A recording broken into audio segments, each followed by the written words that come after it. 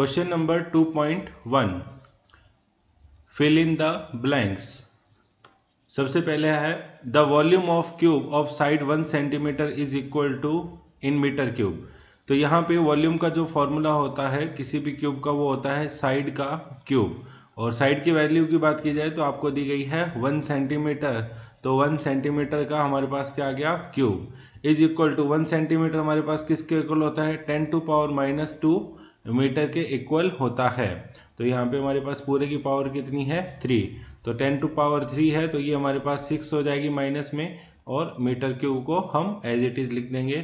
तो हमारे पास जब बात आएगी फिल इन द ब्लैंक्स क्या आएगा, तो वो हमारे पास आएगा 10⁻⁻6। पार्ट बी पार्ट की अगर हम बात करें तो हमसे बोला गया है the surface area of a cylinder of radius 2 centimetre and height 10 centimetre is equal to in mm square.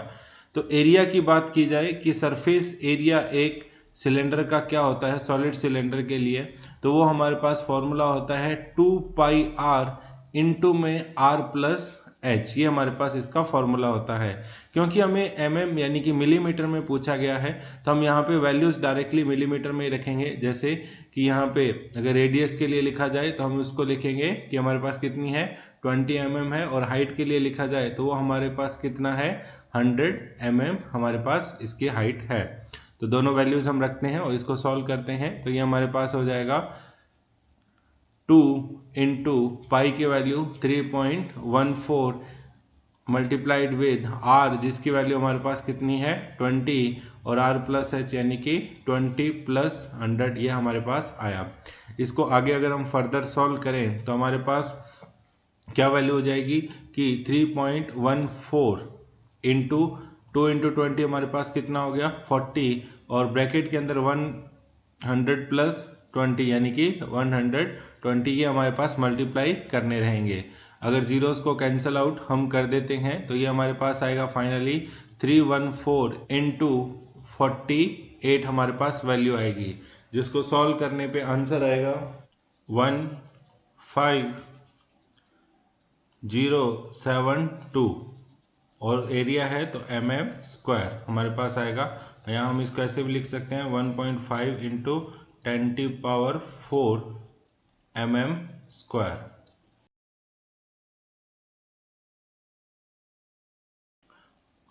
A vehicle is moving with speed of 5 km/h covers dash dash metres in second 1 second. तो 1 second में कितना चलता है, तो हमारे पास जो v की वैल्यू दी गई है दैट इज 18 km/h।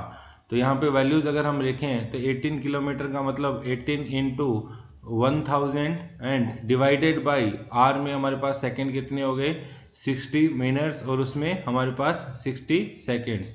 यहाँ पे अगर हम इनको कैंसिल आउट करते हैं तो हमारे पास एक जीरो से इसमें कैंसिल आउट हो गया, दूसरा आप यहाँ से कैंसिल आउट कर सकते हैं। 6 से कैंसिल आउट करोगे तो यहाँ पे आपके पास 3 बचेगा, और 3 को यहाँ से कैंसिल आउट करोगे तो आपके पास नीचे 2 बचेगा, और 2 से 10 को कैंसिल आउट करोगे तो 5। तो ऊपर हमने किस में कन्वर्ट कर दिया हमारे पास मीटर, और नीचे हमारे पास क्या बचा है सेकेंड।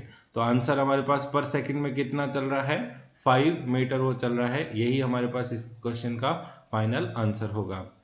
डी पार्ट में हमसे क्या पूछा गया है कि the relative density of lead is 11.3। तो density in gram per centimetre cube और केजी पर मीटर क्यूब में क्या होगा, तो हमें जो वैल्यू दी गई है that is density of lead divided by density of water, इसकी वैल्यू हमें यहाँ पे दी गई है। और डेंसिटी ऑफ लेड अपॉन 1 इसकी वैल्यू कितनी गई है 11.3 आपको दी गई है।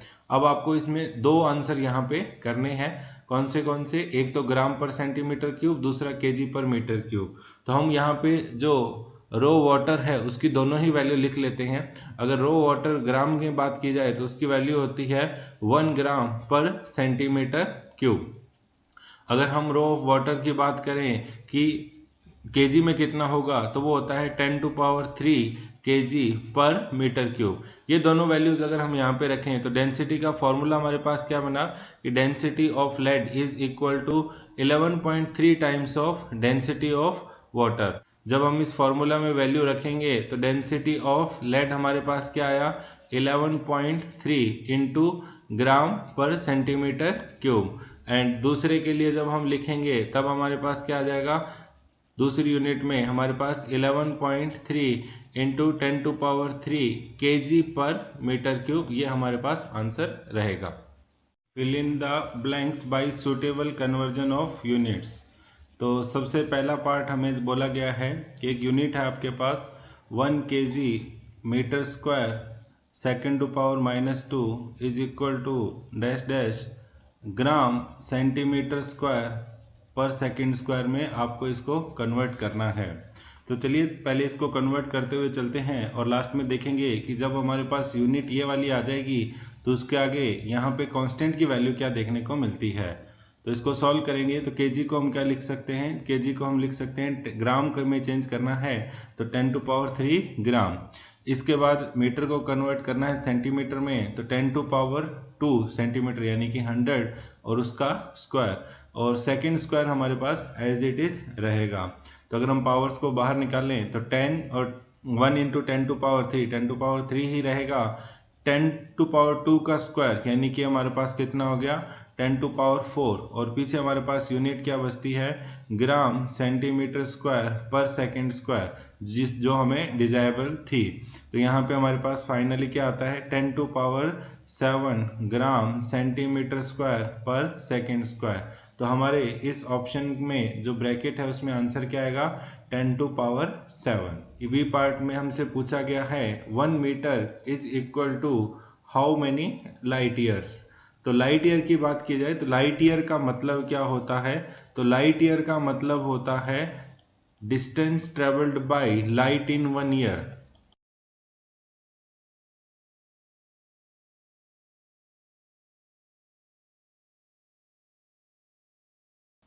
अब ये लाइट ईयर, एक लाइट ईयर की वैल्यू अगर हम निकालें तो कितनी आएगी, सबसे पहले कि लाइट की स्पीड क्या है, डिस्टेंस कितनी ट्रेवल करेगा, तो वो हमारे पास फॉर्मूला होता है स्पीड इनटू टाइम, कितनी डिस्टेंस आएगी। तो स्पीड हमारे पास लाइट की जो होती है वो होती है 3 इंटू 10⁸ मीटर पर second.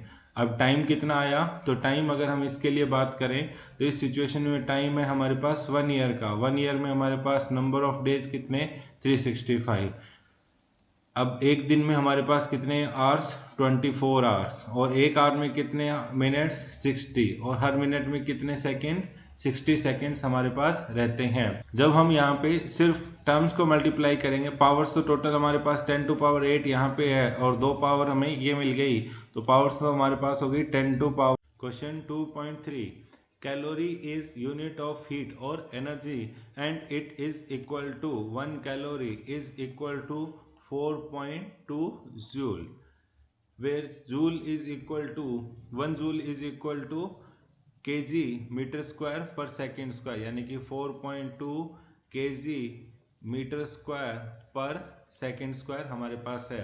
Suppose we employ a system of units in which the unit of mass is equal to alpha kg, the unit of length is equal to beta meter and unit of time is equal to gamma second. Show that the calorie has magnitude 4.2, alpha की power -1, beta की power -2, gamma की power square in terms of new unit. तो अपने पुरानी unit और new unit में change करने का तरीका क्या था कि 4.2 आप एज इट इज लिखिए, केजी की जगह हमें क्या यूनिट लेनी है अल्फा केजी। तो हमारे पास केजी के लिए हम क्या लिखेंगे अल्फा केजी, क्योंकि हम अल्फा अलग से लाए तो हमें अल्फा से डिवाइड करना पड़ेगा। पावर हमारे पास इसके लिए 1 ही है। इसके बाद सेकंड हमारे पास अगर बात करें कि सेकंड हमारे पास क्या आएगा मीटर के लिए, तो मीटर कितना हो गया हमारे पास बीटा मीटर, तो डिवाइड भी किससे करोगे बीटा से करोगे। इसकी पावर कितनी है 2, और whole term is divided by किससे गामा, तो हमारे पास सेकंड के लिए लिखोगे क्या लिखोगे gamma second divided by gamma और इसका स्क्वायर। तो चलिए एक बार हम यूनिट्स को अलग करते हैं और मल्टीप्लाई में देखते हैं क्या क्या चीजें आ रही हैं। तो ये गामा देखिए, ये हमारे पास जो मैं अभी रेड में लिखने जा रहा हूं ये तो हमारे पास सिंगल यूनिट्स हैं, इनमें हम कुछ भी चेंज नहीं कर सकते। जो टर्म्स ऊपर नीचे होंगी वो सिर्फ नीचे वाली जो है अल्फा बीटा गामा ये होगी। तो ये गामा का स्क्वायर जो है वो कहाँ चला जाएगा, हमारे पास ऊपर चला जाएगा। इसके अलावा नीचे क्या बचेगा, अल्फा की पावर यहाँ पे क्या बचेगी 1 बचेगी, और बीटा का क्या बचेगा नीचे स्क्वायर बचेगा। अब हम आगे यूनिट्स लिख लेते हैं कि हमारे पास ओरिजिनल अब नई यूनिट्स क्या हो गई, तो अल्फा केजी, इसके बाद बीटा मीटर स्क्वायर और divided by gamma second square, ये हमारे पास नई यूनिट की टर्म्स में आ गया। तो इसको जब फर्दर सॉल्व करोगे आप तो 4.2, अल्फा ऊपर जाके पावर कितनी हो गई -1, बीटा की ऊपर जाके पावर कितनी होगी -2, और गामा जो है वो एज इट इज रहेगा। आगे यूनिट क्या रहेगी, अल्फा केजी बीटा मीटर का होल स्क्वायर पर गामा सेकेंड स्क्वायर। तो ये हमारे पास जो प्रूव करना था, लेफ्ट हैंड साइड पे हमारे पास क्या है 1 calorie, and right hand side में क्या है 4.2 alpha two power -1, beta two power -2 and gamma two power 2। Question number 2.4, explain this statement clearly. To call a dimensional quantity large or small is meaningless without specifying a standard for comparison. In view of this, reframe the following statements wherever necessary. Atoms are very small objects. तो अगर atoms की बात की जाए तो हम इसको compare किसकी टर्म से हम स्मॉल बोल रहे हैं, तो हम ऐसे बोल सकते हैं that atoms are very small object in comparison to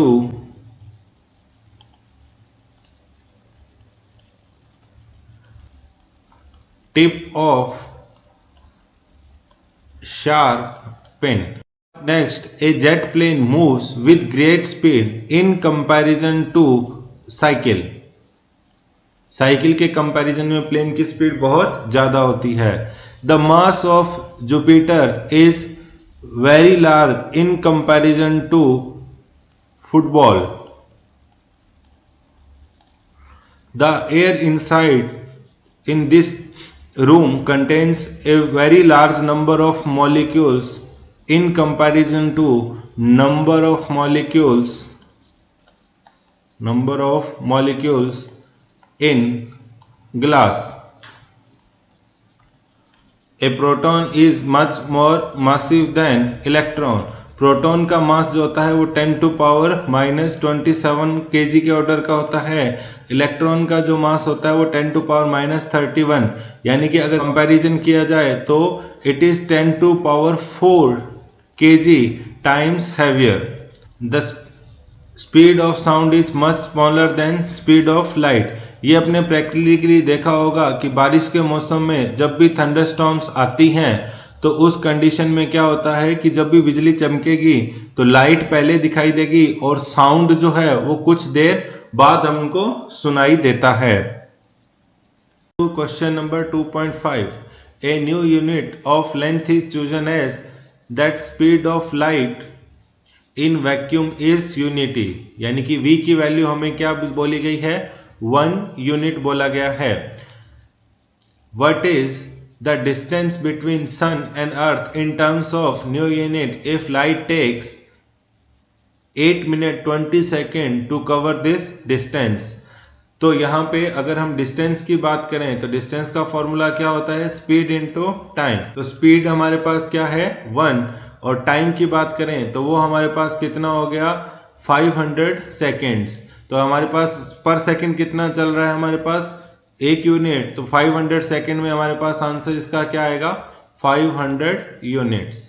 Which of the following is most precise device for measuring length? A. Vernier calipers with 20 divisions on sliding scale. B. A screw gauge of pitch 1 mm and 100 divisions on the circular scale. C. An optical instrument that can measure length to within wavelength of light. इनमें से सबसे ज़्यादा precise वही रहेगा जिसके लिए list count जो है वो मिनिमम होगा।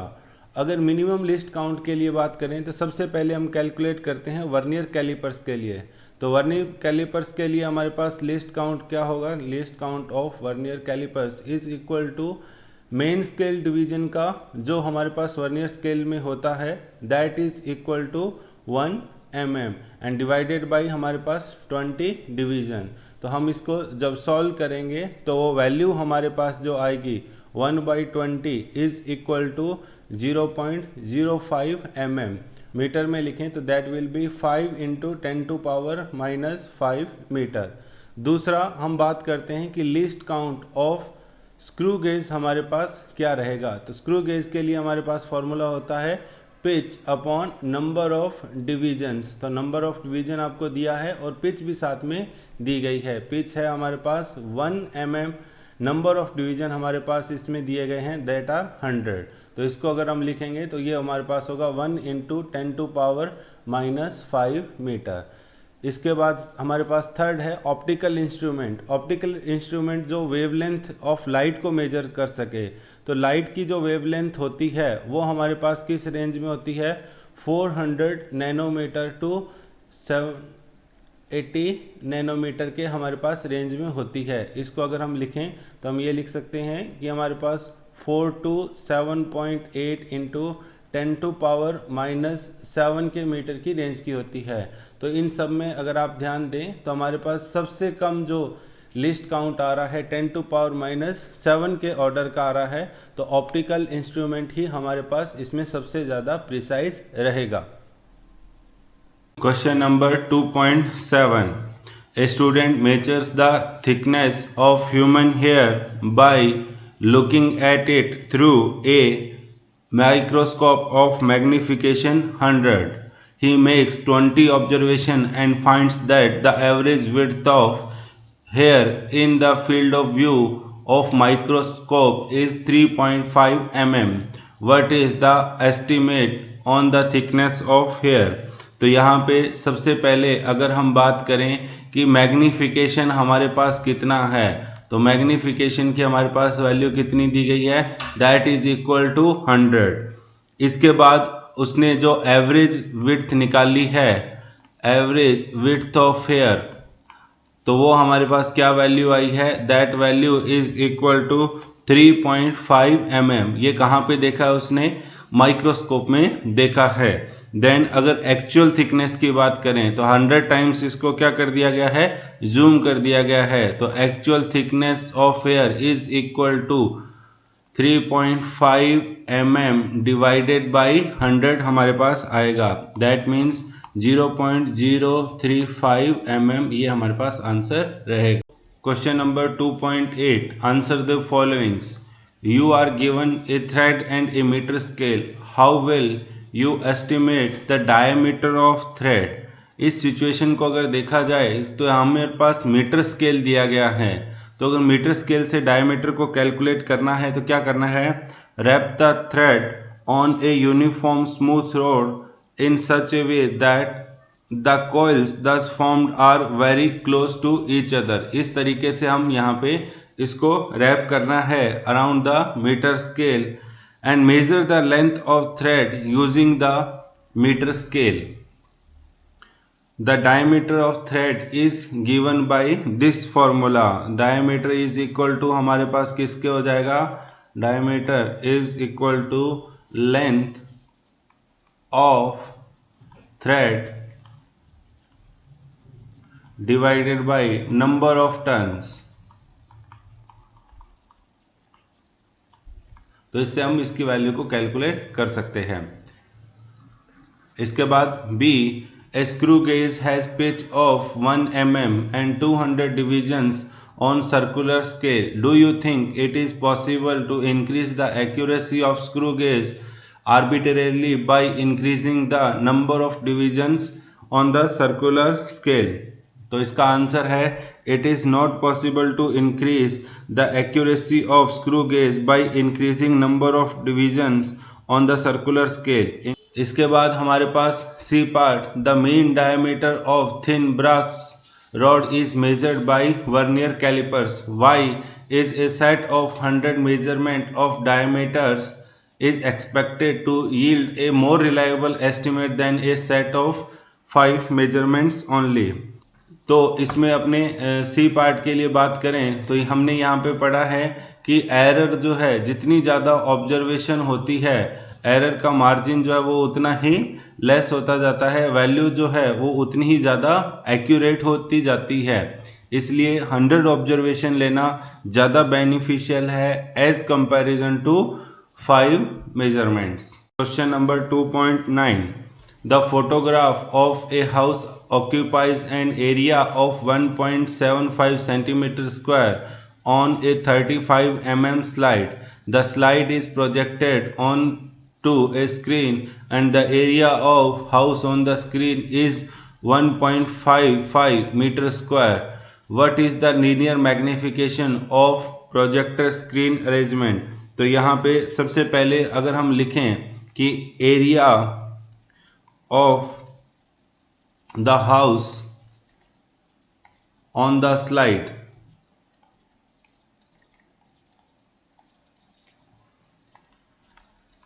तो वो वैल्यू हमें कितनी दी गई है, तो दैट इज 1.75 सेंटीमीटर स्क्वायर। दूसरा, हम अगर इसी एरिया की बात करें कि हमारे पास स्क्रीन पे कितना एरिया है, तो वो हमें दिया गया है 1.55 मीटर स्क्वायर, या हम इसको सेंटीमीटर स्क्वायर में चेंज करें तो क्या आएगा 1.55 मीटर को क्या लिखोगे 100 सेंटीमीटर स्क्वायर करोगे तो क्या आ जाएगा 10 टू पावर 4 सेंटीमीटर स्क्वायर। पहले ये देखते हैं कि एरियल मैग्निफिकेशन कितना हुआ है, तो areal magnification is equal to हमारे पास कहाँ area of image and divided by area of object, ये हमारे पास फॉर्मूला रहता है। तो एरिया हमारे पास कितना है इमेज का 1.55 इंटू 10 टू पावर 4 और हमारे पास ऑब्जेक्ट का कितना है 1.75 सेंटीमीटर स्क्वायर, कैंसिल आउट हो जाएगा। हम निकालना चाहते हैं linear magnification.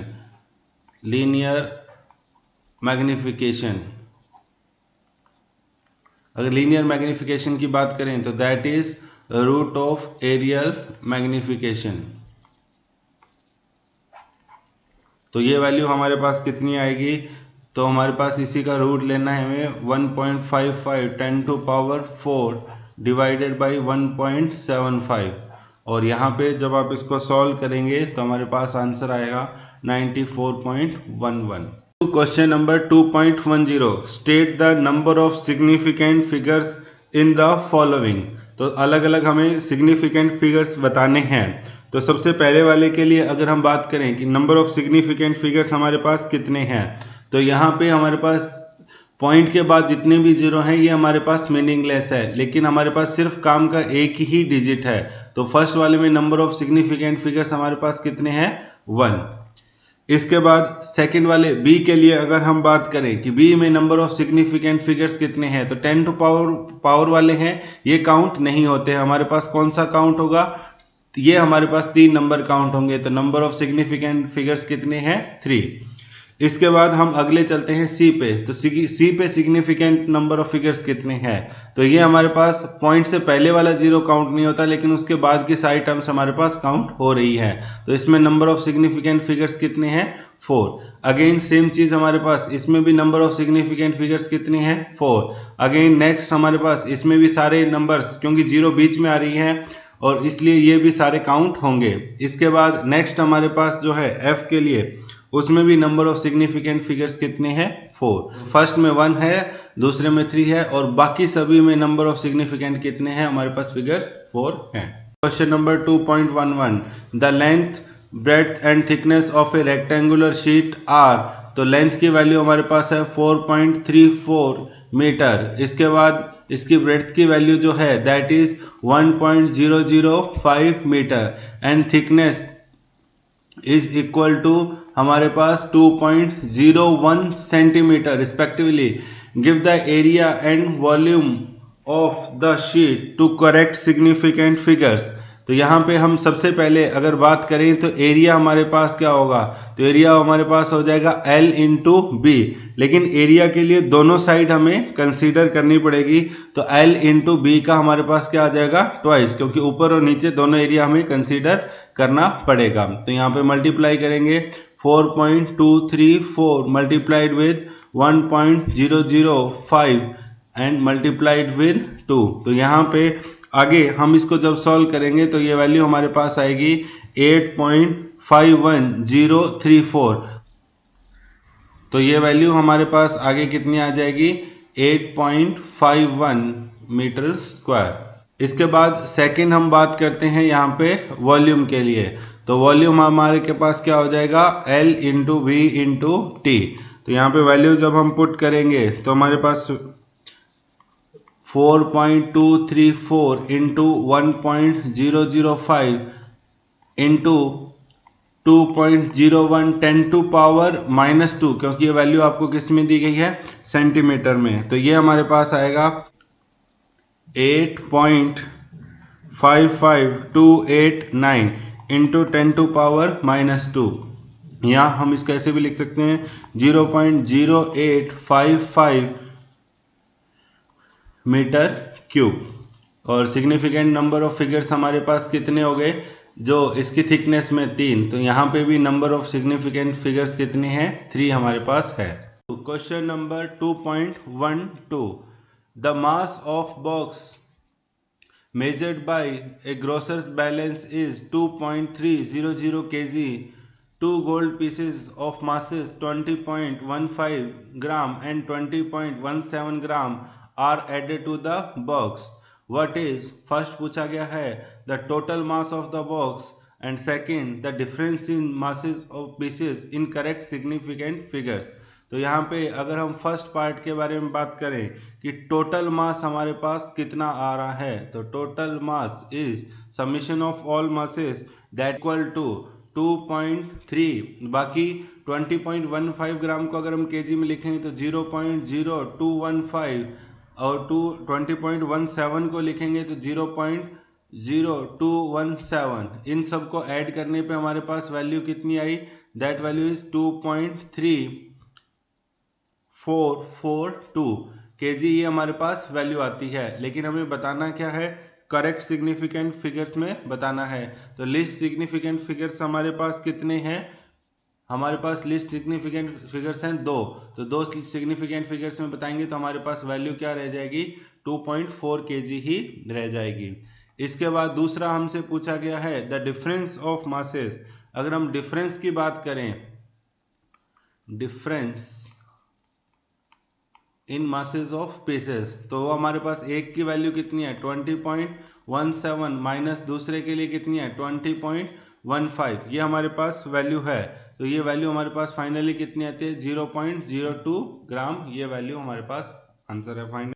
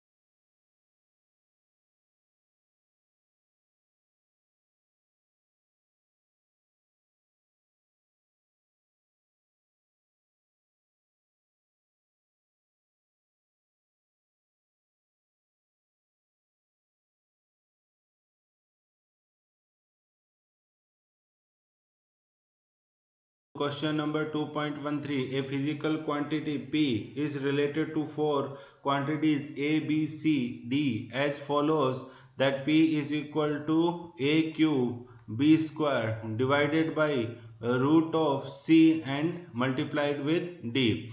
The percentage error in measurements in A, yeah, that means delta A by A into 100, इसकी वैल्यू हमारे पास कितनी है 1%. सिमिलरली हमारे पास B के लिए जो है that is equal to 3%, C के लिए that is equal to 4% and D के लिए 2%. What is the percentage error in quantity P? If the value of P is calculated using the above relation turns out to be 3.763, what value should be round of the result? तो सबसे पहले अगर हम यहाँ पे बात करें कि परसेंटेज एरर किस तरीके से प्रोग्रेस करता है, तो मैक्सिमम फ्रैक्शनल एरर की अगर हम बात करें तो किस तरीके से कैलकुलेट किया जाता है. तो fractional error delta P by P is equal to a की पावर कितनी है हमारे पास 3, तो 3 आगे आ जाएगा, बचेगा क्या आगे डेल्टा ए बाई ए. इसी तरीके से आगे बी की पावर कितनी है 2, तो आगे बचेगा हमारे पास डेल्टा बी बाई बी. इसके बाद अगर हमें एरर प्रोग्रेस कराना है तो हमारे पास सी की पावर कितनी है, अगर ऊपर लेके जाएं तो -12 बनता है, लेकिन एरर जो है वो सिर्फ ऐड होता है, तो ये हमारे पास +12 डेल्टा C बाई सी हो जाएगा. और D के लिए लिखेंगे तो उसका जो पावर है वो -1 बनती है, लेकिन पॉजिटिव में लिखेंगे तो डेल्टा D बाई डी ये हमारे पास आएगा. अब यही चीज अगर हमें परसेंटेज एरर की टर्म्स में बतानी है तो परसेंटेज एरर टर्म्स हमारे पास delta P by P into 100 की वैल्यू बतानी है, तो क्या आएगा 3, और A में कितना एरर है 1% का, प्लस ट्वाइस ऑफ B में कितना एरर है हमारे पास 3% का. इसके बाद हमारे पास हाफ ऑफ C का error that is 4%, plus 1 time of D का एरर दैट इज 2%. तो टोटल हम कैलकुलेट करेंगे तो हमारे पास आएगा 3 + 6 + 2 + 2, यानी कि हमारे पास टोटल वैल्यू कितनी परसेंटेज की आ रही है दैट इज 13%. 13% एरर हमें P का बताना है, तो P की वैल्यू 13% एरर में कितनी है, बोला है P की वैल्यू अगर 3.763 रहती है तो आपके डेल्टा P की वैल्यू क्या रहेगी, तो delta P is equal to 13% of P. ये हम कैलकुलेट कर लेते हैं, that is 13 by 100 and multiplied with 3.763. जब हम इसको मल्टीप्लाई करेंगे तो ये वैल्यू हमारे पास जो आएगी that will be 48.9 divided by 100, और राउंड फिगर्स में अगर हम इसकी वैल्यू बताएं तो 0.489 ये हमारा आंसर रहेगा. Question number 2.14. A book with many printing errors contains 4 different formulas for the displacement y of a particle undergoing a certain periodic motion. पहला A दिया है y is equal to a sin 2 pi by t upon capital T. B दिया है y is equal to a sin vt. C दिया है हमें y is equal to a by t sine t by a. D हमें दिया है a √2 bracket में हमारे पास है sine 2 pi by t plus cos 2 pi by t. D दिया है y is equal to a √2 sine 2 pi t upon capital T cos 2 pi t upon capital T, जहाँ पे A क्या है maximum displacement of particle, V क्या है speed of particle, T क्या है time period of motion. Rule out the wrong formulas on the dimensional grounds. तो dimensions के बेसिस पे हमें बताना है कि इन गिवन में से कौन सा फॉर्मूला सही है और कौन सा फॉर्मूला गलत है. तो सबसे पहले हम अगर बात करें पहले वाले के लिए A हमारे पास क्या है, तो A is equal to A हमारे पास है y is equal to a sine 2 pi t upon capital T. ये हमारे पास गिवन है. तो सबसे पहले वाले के लिए अगर हम देखें तो A हमारे पास क्या है डिस्प्लेसमेंट, लेफ्ट हैंड साइड में हमारे पास देखें तो वो भी हमारे पास क्या है डिस्प्लेसमेंट. तो दोनों साइड हमारे पास डायमेंशन क्या हो गई L. और इसके बाद हमारे पास ट्रिग्नोमेट्रिक फंक्शन है, तो इसके ब्रैकेट में जो भी टर्म आ रही है वो हमारे पास जो है वो डायमेंशन लेस होनी चाहिए. तो अगर हम इसके लिए बात करें कि डायमेंशन लेस है या नहीं है, तो बात करते हैं 2 pi by 2 pi T by capital T की। तो हमारे पास 2 पाई एक नंबर है और ऊपर जो टाइम के लिए आ रही है टी यानी कि स्मॉल टी, जो वो भी टाइम को रिप्रेजेंट कर रहा है, नीचे वाला भी टाइम को रिप्रेजेंट कर रहा है। तो यानी कि ये हमारे पास एक डायमेंशन लेस आ रहा है। अगर डायमेंशन लेस आ रहा है इसका मतलब ये फॉर्मूला हमारा करेक्ट है। इसके बाद हम चलते हैं सेकंड पे। सेकंड इज इक्वल टू क्या है हमारे पास, y is equal to a sine v t. तो बाहर ब्रैकेट अपने देखें ट्रिग्नोमेट्रिक फंक्शन के बाहर देखें तो इधर डिस्प्लेसमेंट है तो इसकी डायमेंशन l, इधर भी हमारे पास a भी एक डिस्प्लेसमेंट है तो वो भी हमारे पास डायमेंशन l। लेकिन ये वाला फंक्शन जो अगर हम इसको चेक करें कि हमारे पास क्या होना चाहिए, अगेन डायमेंशन लेस होना चाहिए। तो डायमेंशन लेस के लिए हम vt को अलग से देखते हैं। तो vt के लिए अगर हम लिखेंगे तो वेलोसिटी के लिए क्या होता है फॉर्मूला डायमेंशन का, lt-1 and multiplied with t, जो हमारे पास स्मॉल t के लिए डायमेंशन आएगी। तो फाइनली हमारे पास बचेगा कितना, l की पावर 1। तो इसका मतलब क्या है, होना क्या चाहिए था डायमेंशन लेस, लेकिन ऐसा नहीं है। तो ये फॉर्मूला जो है वो हमारे पास इस कंडीशन के अंदर गलत है। इसके बाद हमारे पास थर्ड जो आता है दैट इज c हमारे पास क्या है, y is equal to a by t sine t by a। तो इसको अगर हम देखें तो हमारे पास a बाई टी, y के लिए हमारे पास लेंथ के लिए डायमेंशन l, a के लिए हमारे पास क्या है डिस्टेंस है अगेन l, लेकिन डिवाइडेड बाई t हमारे पास आएगा।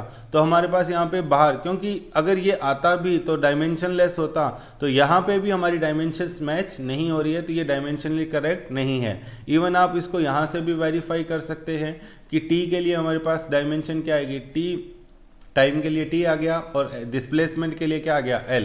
तो ये वाला फॉर्मूला जो ट्रिग्नोमेट्रिक फंक्शन में जो एंगल वाला है वो भी हमारे पास यहाँ पे डायमेंशन लेस नहीं है। तो इसका मतलब हमारे पास क्या निकलता है कि इस कंडीशन में दोनों ही केस के अंदर जो है डायमेंशन लेस नहीं आता है। तो ये फॉर्मूला हमारा इनकरेक्ट हो गया। फाइनली हमारे पास है y is equal to a√2 और अंदर हमारे पास ब्रैकेट के अंदर है sine 2 pi t by capital T plus cos 2 pi t upon capital T, ये हमारे पास आता है। अगर हम इसके लिए आगे देखें कि क्या ये डायमेंशन लेस आता है क्या, तो इसमें लेफ्ट हैंड साइड के लिए डायमेंशन y के लिए l, a√2 तो ये डिस्प्लेसमेंट था तो इसके लिए डायमेंशन भी l आएगी। इसके अलावा √2 हमारे पास नंबर है उसकी कोई डायमेंशन नहीं है, तो बाहर की जो डायमेंशन है वो मैच हो रही है। अब हम देख लेते हैं ये ब्रैकेट के अंदर जो टर्म है क्या ये डायमेंशन लेस है या नहीं है। तो साइन और कॉस की तो कोई डायमेंशन नहीं होती, इसको हम चेक करते हैं। तो इसको हम चेक करेंगे तो ऊपर 2 पाई कांस्टेंट है, स्मॉल t के लिए जो डायमेंशन आ रही है वो कैपिटल T आएगी और कैपिटल T के लिए भी t ही आएगा अगेन, यानी कि ये अभी हमारे पास क्या बन गया, साइन के आगे जो एंगल दिया है वो डायमेंशन लेस है। इसी तरीके से 2 पाई t अपॉन कॉस वाले के लिए अगर हम चेक करें तो कॉस वाले के लिए हमारे पास क्या हो जाएगा, स्मॉल t के लिए डायमेंशन t और कैपिटल T के लिए भी डायमेंशन t। तो ये भी हमारे पास क्या है डायमेंशन लेस यहाँ पे आ रहा है। तो ये फॉर्मूला हमारे पास d जो है वो डायमेंशनली करेक्ट है। तो a और d हमारे पास डायमेंशनली करेक्ट हैं, b और c हमारे पास डायमेंशनली इनकरेक्ट फॉर्मूलेस हैं। Question number 2.15 is famous relation in physics relates moving mass m to rest mass m naught of a particle in terms of its speed v and the speed of light c. This relation first arose as consequence of special relativity due to Albert Einstein. A boy recalls the relation almost correctly but forgets where to put constant c. He writes m is equal to m naught upon 1 minus v square to whole to power half. Guess where to put the missing c. तो first case में अगर हम यहाँ पे check करें कि left hand side में हमारे पास क्या देखने को मिल रहा है, तो लेफ्ट हैंड साइड में हमारे पास क्या है, सिर्फ मास है और मास की डायमेंशन हमारे पास m1 हम लिख सकते हैं। अब हम बात करते हैं कि राइट हैंड साइड का क्या सिनेरियो है। तो राइट हैंड साइड में हमारे पास जो फॉर्मूला है वो है m naught upon 1 minus v square to power whole to power half. तो m नॉट के लिए डायमेंशन लिखेंगे तो हमारे पास ऊपर m1 ही आ गया। अब देखिए लेफ्ट हैंड साइड में भी m1 आ रहा है और राइट हैंड साइड में भी 1 आ रहा है, तो यानी कि ये क्वांटिटी हमें क्या करनी है, ये क्वांटिटी हमें डायमेंशन लेस रखनी है। तो डायमेंशन लेस कौन होना चाहिए, 1 माइनस वी स्क्वायर, ये हमारे पास डायमेंशन लेस होना चाहिए। तभी हमारे पास इसके लिए पावर जो है वो डायमेंशनलेस आएगी। तो 1 माइनस वी स्क्वायर, तो ये 1 तो ऑलरेडी डायमेंशनलेस है, यानी कि वी स्क्वायर क्या होना चाहिए, ये वाली टर्म जो है वो डायमेंशनलेस होनी चाहिए। तो इस टर्म को डायमेंशनलेस करने के लिए हमें क्या करेंगे, वी क्या होता है एल टी माइनस 1, ये हमारे पास इसकी पावर 2 है।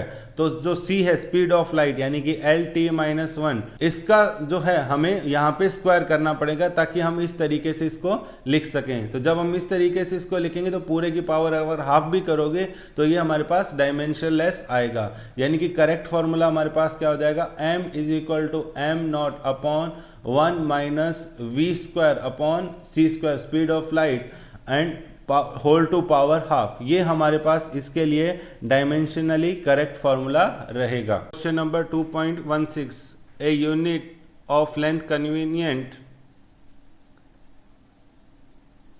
a unit of length chapter 2 question number 2.16, the unit of length convenient on the atomic scale is known as angstrom and is denoted by a, और ऊपर उसके एक हमारे पास डॉट की फॉर्म में 1 angstrom is equal to 10 to power minus 10 metre. The size of hydrogen atom is about 0.5 angstrom. What is the total atomic volume in metre cube of a mole of hydrogen atoms. तो सबसे पहले अगर हम बात करें कि हाइड्रोजन के एक एटम का वॉल्यूम कितना होता है, तो 1 एटम का जो वॉल्यूम होगा वो हमारे पास होगा 4/3 pi are cube. Volume of 1 atom that is 4/3 pi are cube. तो वैल्यूज अगर हम यहाँ पे पुट करते हैं तो 4/3 पाई की वैल्यू 3.14 और आर की वैल्यू हमारे पास है 0.5 एंगस्ट्रॉम यानी कि 10 to power minus 10 to power 3। इसको जब हम सॉल्व करते हैं तो ये हमारे पास आता है 5.23 into 10 to power minus 31 metre cube. ये वैल्यू हमारे पास इसके लिए आती है। अब इसके बाद नेक्स्ट पार्ट हम यहाँ पे निकालना किसके लिए चाहते हैं कि एक मोल में कितना होता है।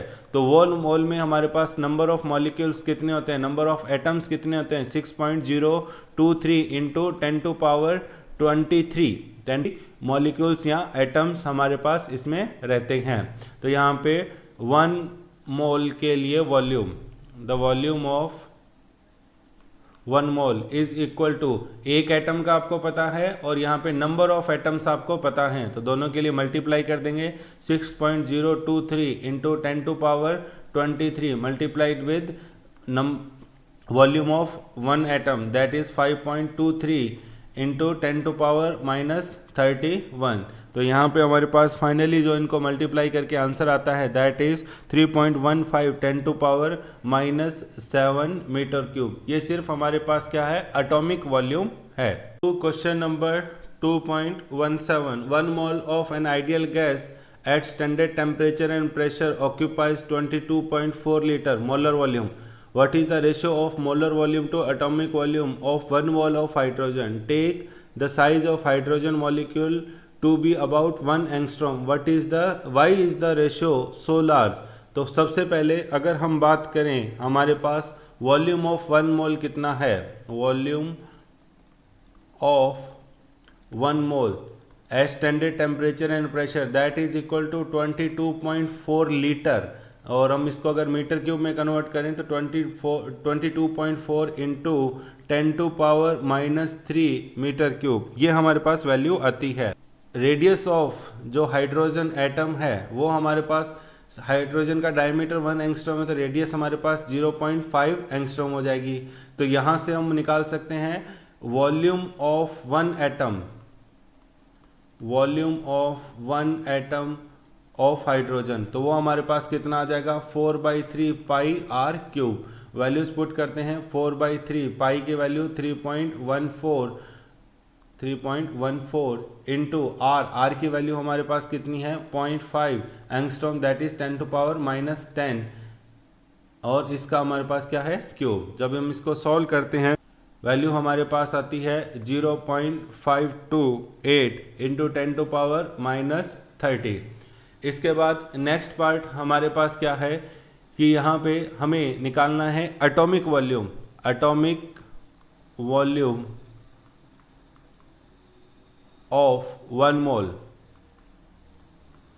तो एक मोल में हमारे पास नंबर ऑफ मॉलिक्यूल्स कितने, Avogadro number 6.023 into 10 to power 23, और एक एटम का हमने अभी अभी निकाला कितना आता है 0.528 इंटू 10 टू पावर -30। तो हमारे पास वैल्यू क्या आई finally, that value is equal to 3.15 into 10 to power -7 metre cube. अब इसके बाद हम बात करते हैं कि मोलर वॉल्यूम से एटॉमिक वॉल्यूम का रेशियो अगर हम निकालने जाए तो molar volume divided by atomic volume. तो रेशियो निकालने के लिए मोलर वॉल्यूम हमारे पास कितना है 22.4 into 10 to power -3 divided by 3.15 into 10 to power -7।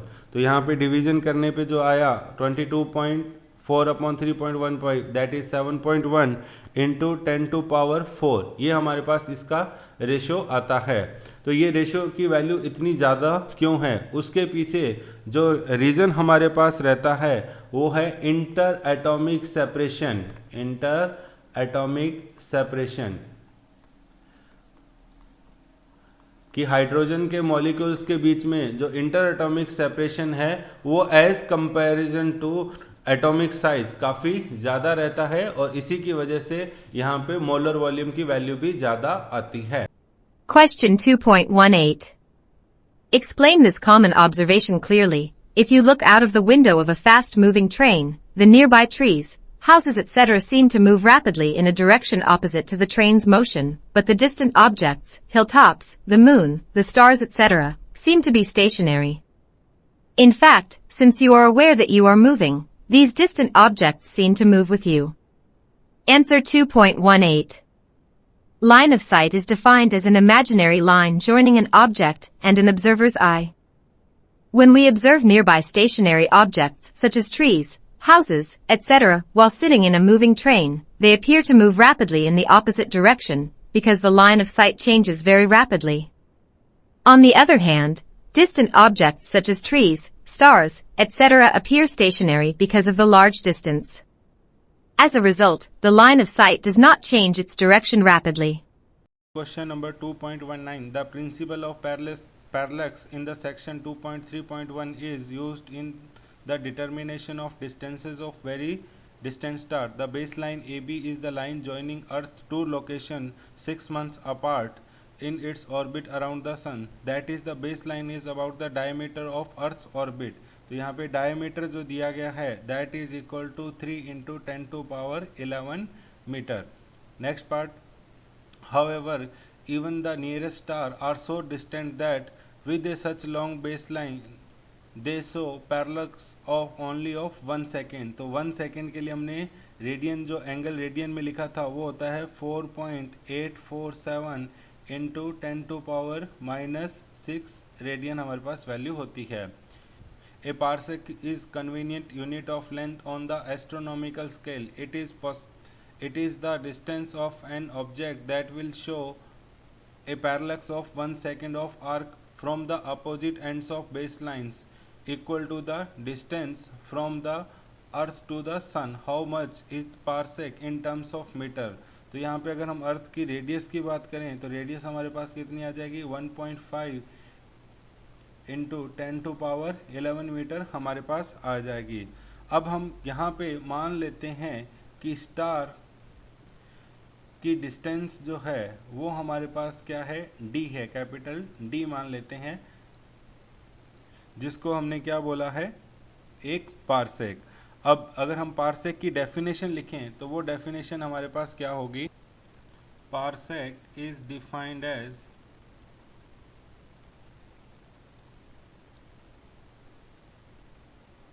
the distance at which average radius of Earth's orbit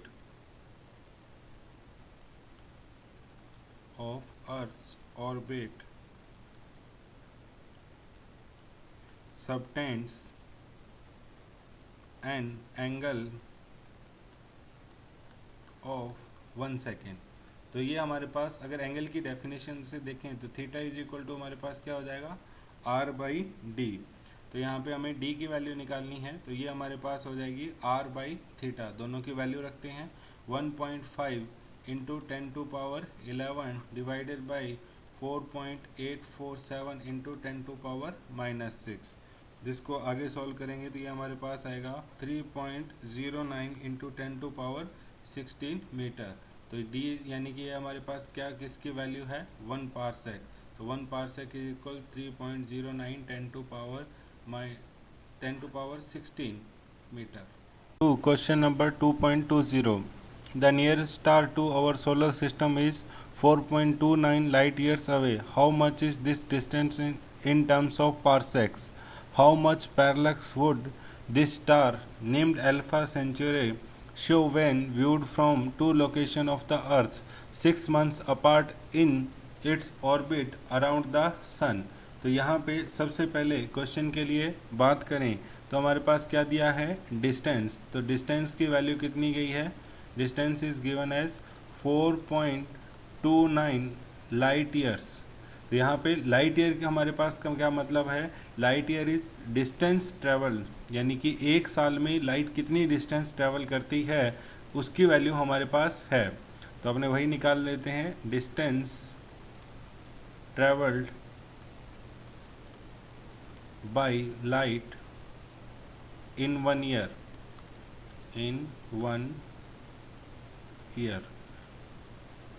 जिसको नाम क्या दिया गया है लाइट ईयर। तो यहाँ पे वैल्यू निकालें तो 1 ईयर में कितनी, पहले सबसे पहले v कितना है हमारे पास 3 इंटू 10 टू पावर 8। अब इसके बाद हमारे पास लाइट कितने दिन चली, एक साल, यानी कि 365 डेज। एक दिन में हमारे पास कितने आवर्स 24 आवर, हर आवर में कितने मिनट 60, और हर मिनट में कितने सेकंड 60 सेकंड। तो इन सब को जब हम मल्टीप्लाई करेंगे तो वो वैल्यू हमारे पास आएगी 94608 इंटू 10 टू पावर 11 मीटर। तो यानी कि अब हम ये बोलें कि हमारे पास डिस्टेंस ऑफ स्टार, ये वैल्यू हमारे पास कितनी है। तो डिस्टेंस ऑफ स्टार तो दैट इज 4.29 लाइट ईयर्स, और इसको मल्टीप्लाई करेंगे जब इस टर्म से हमें, तो हमें वो वैल्यू जो मिलेगी वो हमारे पास आएगी 405,868.32 इंटू 10 टू पावर 11 मीटर। अब हमने निकाला था पिछले क्वेश्चन में कि 1 पारसेक हमारे पास कितना होता है। तो 1 पारसेक की वैल्यू होती है हमारे पास 3.08 इंटू 10 टू पावर 16 मीटर हमारे पास वैल्यू होती है। तो अब 4.29 लाइट ईयर जो है उसको पारसेक में कन्वर्ट करोगे तो कितना आएगा। तो अगर हम यहाँ पे वैल्यू निकालें कि पारसेक में कितना आएगा, तो 4.29 light year is equal to parsec से डिवाइड करेंगे तो 405,868.32 into 10 to power 11 divided by 3.08 into 10 to power 16। तो इसको जब हम सॉल्व करेंगे तो ये हमारे पास आएगा 1.32। तो ये 4.29 लाइट ईयर किसके बराबर है, 1.32 पारसेक के बराबर हमारे पास वैल्यू आती है। एंगल की डेफिनेशन अगर हम यूज़ करें तो थीटा इज इक्वल टू क्या है हमारे पास d बाई डी। तो d की वैल्यू हमारे पास कितनी दी गई है 3.10 अर्थ के ऑर्बिट का डायमीटर हमारे पास कितना है 3 into 10 to power 11 divided by हमारे पास डिस्टेंस कितनी दी गई है पारसेक में हमारे पास आई है 405,868.32 इंटू 10 टू पावर 11। इसको जब हम सॉल्व करेंगे तो ये आएगा 7.39 इंटू 10 टू पावर -6 रेडियन। अब हम अगर इसको सेकंड में बताना चाहें तो सेकंड में बताने के लिए हमने क्या लिखा था कि 1 सेकंड इज इक्वल टू कितना होता है 4.85 इंटू 10 टू पावर -6 रेडियन हमारे पास होता है।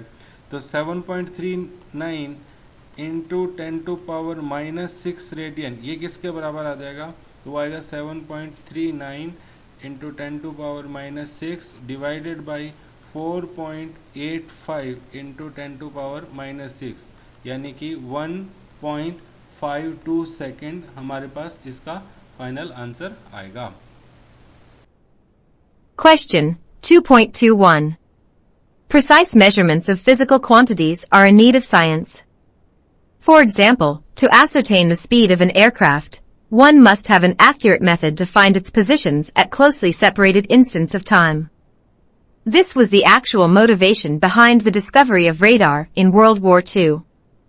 Think of different examples in modern science where precise measurements of length, time, mass, etc. are needed. Also, wherever you can, give a quantitative idea of the precision needed. Answer. It is indeed very true that precise measurements of physical quantities are essential for the development of science. For example, ultrashot laser pulses, time interval 10 to 15s, are used to measure time intervals in several physical and chemical processes. X-ray spectroscopy is used to determine the interatomic separation, or interplanar spacing. The development of mass spectrometer makes it possible to measure the mass of atoms precisely. Question number 2.22. Just a precise measurement are necessary in the science. It is equally important to be able to make rough estimate of quantities using rudimentary ideas and common observation. Think of ways by which you can estimate the following. Where an estimate is difficult to obtain, try to get an upper bound on the quantity. First यहाँ में हमारे पास दिया गया है total mass of rain bearing clouds over India during the monsoon. Second है हमारे पास mass of an elephant. Third है हमारे पास the wind spin during the storm. Fourth है हमारे पास the number of strands of hair on your head. And last हमारे पास है the number of air molecules in your classroom. सबसे पहले अगर हम मास ऑफ रेन के बारे में बात करें तो मास से पहले हमें ये चाहिए कि हमारे पास रेनफॉल होता कितना है। तो अगर हम बात करें इंडिया के लिए तो इंडिया में ऑन एवरेज जो है वो रेनफॉल होता है 215 सेंटीमीटर, या अगर हम इसी हाइट को मीटर में लिखें तो 2.15 मीटर हमारे पास आएगा। और इसके अलावा अगर हम एरिया की बात करें कि इंडिया का जो एरिया है वो कितना है तो वो है हमारे पास रफली 3.3 इंटू 10⁻12 मीटर स्क्वायर। तो सबसे पहले मास निकालना है तो हमें पहले वॉल्यूम पता होना चाहिए कि कितना रेनफॉल एग्जैक्टली होता है। तो रेनफॉल कितना हो जाएगा, एरिया इंटू हाइट जितना हुआ। तो एरिया हमारे पास है 3.3 इंटू 10⁻12 और हाइट हमारे पास जो है वो है 2.15 मीटर, जिसको मल्टीप्लाई करने पे हमारे पास वैल्यू जो आएगी 7.09 इंटू 10⁻12 मीटर क्यूब। ये हमारे पास इतना जो है रेनफॉल जो होता है उसका वॉल्यूम है। अब अगर हम बात करें कि मास ऑफ वाटर कितना होगा, जो रेनफॉल हुआ मास कितना होगा, तो मास के लिए हमारे पास क्या आ जाएगा, डेंसिटी इंटू वॉल्यूम हमारे पास आ जाएगा। डेंसिटी की बात करें तो डेंसिटी कितनी होती है वाटर की, 10⁻³ kg पर मीटर क्यूब हमारे पास वैल्यू रहती है। तो और वॉल्यूम हमारे पास कितना है 7.09 इंटू 10⁻12 मीटर क्यूब। तो टोटल वैल्यू हमारे पास आएगी 7.09 इंटू 10⁻15 kg। इतना ऑन एवरेज रेनफॉल हमारे पास होता है। सेकंड हमारे पास हम बात करते हैं कि मास ऑफ एन एलिफेंट क्या रहा होगा। तो एलिफेंट के मास के लिए अगर हम देखें तो हम इसको किस तरीके से कैलकुलेट कर सकते हैं कि जैसे सबसे पहले हमने कंसीडर किया, इसमें हम एक इलास्टिसिटी का कॉन्सेप्ट जो है वो यूज़ करने वाले हैं। इलास्टिसिटी का कॉन्सेप्ट क्या है कि किसी भी चीज़ का मास जो है वो हमारे पास किसके बराबर होगा, mass of water displaced by floating body. तो इस कॉन्सेप्ट का हम यूज़ करेंगे। जैसे हमने एग्जांपल के लिए पहले एक शिप लिया और शिप के लिए हमने मान लिया कि उसने जो वाटर जो डिस्प्लेस कर रखा है उसका जो वॉल्यूम है वो है d। तो यानी कि डेंसिटी इनटू हमारे पास क्या हो जाएगा, डेंसिटी जो सिर्फ किसकी वजह से है, शिप की वजह से। ये हमारे पास मास किसका है, शिप का मास हमारे पास है। तो ये हमारे पास वैल्यू। दूसरा, अगर हम यहाँ पे बात करें कि मास अगर हम शिप के अंदर एलिफेंट को खड़ा कर देते हैं तब हमारे पास क्या वैल्यू आएगी, तब हमारे पास आ जाएगा density into volume displaced by ship and plus किसका आ जाएगा, एलिफेंट का। तो हमें सिर्फ किसका मास बताना है, एलिफेंट का। तो वो हमारे पास क्या हो जाएगा, mass of ship plus elephant minus mass of ship हमारे पास आ जाएगा। दोनों टर्म को लिखें तो हमारे पास आएगा rho D ship plus elephant minus rho of हमारे पास शिप, यानी कि सिर्फ जो वैल्यू बचेगी वो हमारे पास क्या बचेगी, D ship plus elephant minus volume displaced जो हमारे पास आ रहा है वो सिर्फ किसका, शिप का। तो इस तरीके से आप मास ऑफ एन एलिफेंट जो है वो फाइंड आउट कर सकते हैं। थर्ड हमारे पास सी, विंड स्पीड जो है ड्यूरिंग स्टॉर्म वो मेजर करने के लिए हम एक डिवाइस का यूज़ करते हैं जिसका नाम जो है वो है एनीमोमीटर। एनीमोमीटर एक ऐसी डिवाइस है जो बेसिकली रोटेट होती है and number of rotations made by anemometer, उसके थ्रू हम ये बता सकते हैं कि हमारे पास विंड की स्पीड क्या रही होगी। इसके बाद फोर्थ हमारे पास है the number of hairs in the scalp. तो यहाँ अगर हम बात करें कि हमारे पास जो हेड है उसका एरिया कितना है, तो लेट्स अज्यूम कि हेड का एरिया जो है वो है ए। अगर हम एक हेयर के बात करें तो एक हेयर की जो रेडियस है लेट्स अज्यूम वो हमारे पास जो है वो है आर। तो यानी कि इसमें हम क्या पता कर सकते हैं कि हमारे पास इसमें एक हेयर कितना एरिया ऑक्यूपाई करेगा। तो area occupied by single hair is equal to, area हमारे पास क्या होगा, पाई आर स्क्वायर। अब हमें यह बताना है कि द नंबर ऑफ हेयर्स कितने होंगे, the number of hairs in scalp is equal to total area और उसमें पर हेयर कितना एरिया ऑक्यूपाई होता है। तो इससे हमें पता चल जाएगा कि हमारे पास नंबर ऑफ स्ट्रैंड्स कितने हैं। पास पार्ट लास्ट पार्ट आता है the number of molecules in the room. अगर हम बात करें कि रूम का वॉल्यूम कितना है, let's assume room volume is equal to V. तो वी वॉल्यूम में कितने नंबर ऑफ मॉलिक्यूल्स हैं, तो हमें क्या पता है, what we do know that 22.4 litre volume में कितने नंबर ऑफ मॉलिक्यूल्स होते हैं, तो वो हमारे पास होते हैं 1 mole. And basically 1 mole is equal to 6.023 into 10 to power 23 molecules हमारे पास होते हैं। अब इसके बाद आगे अगर हम बात करें कि 1 लीटर के अंदर हमारे पास वॉल्यूम के अंदर कितने नंबर ऑफ मॉलिक्यूल्स होंगे, तो वो हमारे पास हो जाएगा 6.023 into 10 to power 23 divided by 22.4 litre. और यहाँ हम इसको ऐसे भी लिख सकते हैं कि 1 मीटर क्यूब में हमारे पास कितने हो जाएंगे, तो इसको मीटर क्यूब में भी आप चेंज कर सकते हैं। तो 6.023 into 10 to power 23 divided by 22.4 into 10 to power -3 ये हमारे पास आ जाएगा। अब यहाँ पे अगर हम इसको सॉल्व करेंगे तो ये वैल्यू हमारे पास जो आएगी that value is equal to 134.915 into 10 to power 26 molecules हमारे पास होते हैं। किसके अंदर, 1 मीटर क्यूब वॉल्यूम के अंदर हमारे पास होते हैं। तो हमें कितने वॉल्यूम में बताना है, हमें बताना है वी वॉल्यूम में।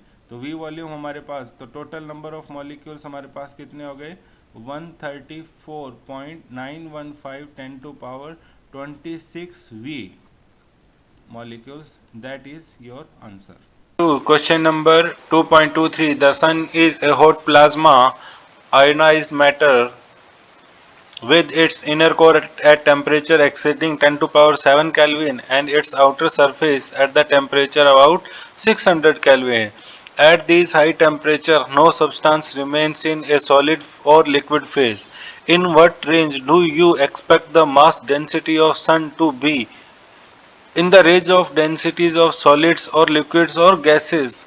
Check if your guesses is correct from the following data. The mass of Sun is 2 into 10 to power 30 kg and radius of Sun is 7 into 10 to power 8 metre. तो first of all हम यहाँ पे अगर इसके लिए बात की जाए कि क्या दिया गया है, एक तो हमें m की वैल्यू दी गई है that is 2 into 10 to power 30 kg. दूसरा हमें यहाँ पे r दिया गया है वो है हमारे पास 7 इंटू 10 टू पावर 8 मीटर. अब यहाँ पे अगर हम निकालना चाहते हैं डेंसिटी, तो डेंसिटी के लिए हमारे पास फॉर्मूला क्या होता है, डेंसिटी इज इक्वल टू होता है मास अपॉन वॉल्यूम. यानी कि सबसे पहले वॉल्यूम निकालते हैं सन का, तो सन का वॉल्यूम क्या होगा 4/3 पाई आर क्यूब से हम कैलकुलेट कर सकते हैं. तो 4/3 पाई की वैल्यू 3.14 आर क्यूब मतलब 7 इंटू 10 टू पावर 8 का क्यूब हमें निकालना है. तो यहाँ पे जब हम इसको सॉल्व करेंगे तो ये हमारे पास आएगा 1.437 into 10 to power 27 metre cube. अब हम डेंसिटी निकाल सकते हैं क्योंकि हमें मास मिल गया, तो डिवाइड करेंगे to power 30 divided by 1.437 10 to power 27. जब हम इसको सॉल्व करेंगे तो आ जाएगा 1.4 into 10 to power 3 kg per metre cube. तो अब हम ये बोल सकते हैं that the mass density of sun is in the range of mass density of liquid and solids, not in the range of gases. Question number 2.24. When the planet Jupiter is at distance of 824.7 million kilometers from the earth, its angular diameter is measured to be 35.72 second of arc. Calculate diameter of Jupiter. तो theta is equal to हमारे पास कितना दिया है 35.72 second, जिसको हम radian में convert करें तो आएगा 35.72 into 4.85 into 10 to power -6 radian, क्योंकि ये वाली वैल्यू जो होती है वो किसके बराबर होती है, 1 सेकेंड के बराबर वैल्यू रहती है, जिसको सॉल्व करने पे हमारे पास वैल्यू आएगी 1.73 इंटू 10 टू पावर -4 रेडियन. अब हम यहाँ पे कंडीशन अप्लाई करें कि एंगल का फॉर्मूला क्या होता है, तो वो हमारे पास होता है आर्क अपॉन रेडियस. तो यहाँ पे वैल्यूज को यूज करते हुए हमें यहाँ पे निकालना है आर्क की वैल्यू क्या रही होगी. तो आर्क यानी कि आर्क किसका काम कर रहा है, डायमीटर ऑफ जुपिटर, और रेडियस क्या है हमारे पास, डिस्टेंस फ्रॉम द जुपिटर. तो एंगल हमारे पास है 1.73 into 10 to power -4 multiplied with radius, radius यानी कि डिस्टेंस कितनी है 824.7 मिलियन, मतलब 10 टू पावर 9. तो यहाँ पे दोनों को जब मल्टीप्लाई करेंगे तो आंसर आएगा 1.43 इंटू 10 टू पावर 8 मीटर.